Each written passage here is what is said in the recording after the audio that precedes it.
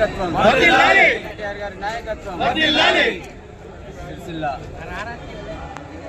Municipal మీద గులాబీ జెండా ఎగరేసిన సిరిసిల్ల పట్టణ ప్రజలందరికీ, సిరిసిల్ల పట్టణ ఓటర్లైన మా అక్క చెల్లెలు, మా అన్నదమ్ములందరూ కూడా మరొక మారు వారికి హృదయపూర్వక శుభాకాంక్షలు, ధన్యవాదాలు తెలియజేస్తాము.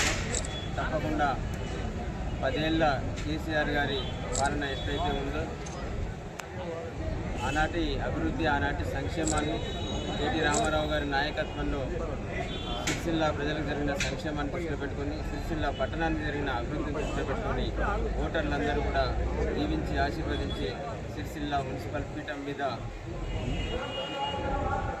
గులాబీ జెండా ఎగిరేయడానికి సహకరించి దీవించి పంపిన అందరికీ కూడా మరొకసారి పేరు పేరున ధన్యవాదాలు తెలియజేస్తా ఉన్నాం. ప్రజలు ఆశించిన మేరకు తప్పకుండా సరైన ఒక ప్రణాళికాబద్ధంగా సిరిసిల్ల పట్టణాన్ని కేటీ రామారావు గారి నాయకత్వంలో తీర్చిదిద్దడం జరుగుతుంది.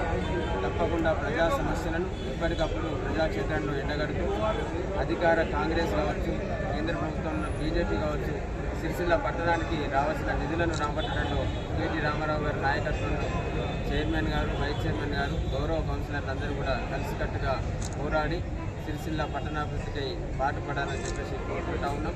తప్పకుండా బీఆర్ఎస్ పార్టీ పక్షాన సిరిసిల్ల పట్టణ ప్రజల సమస్యల కోసం ప్రతినిత్యం ప్రజాక్షేత్రంలో ఉంటామని చెప్పేసి మరొకసారి తెలియజేసుకుంటా ఉన్నాం.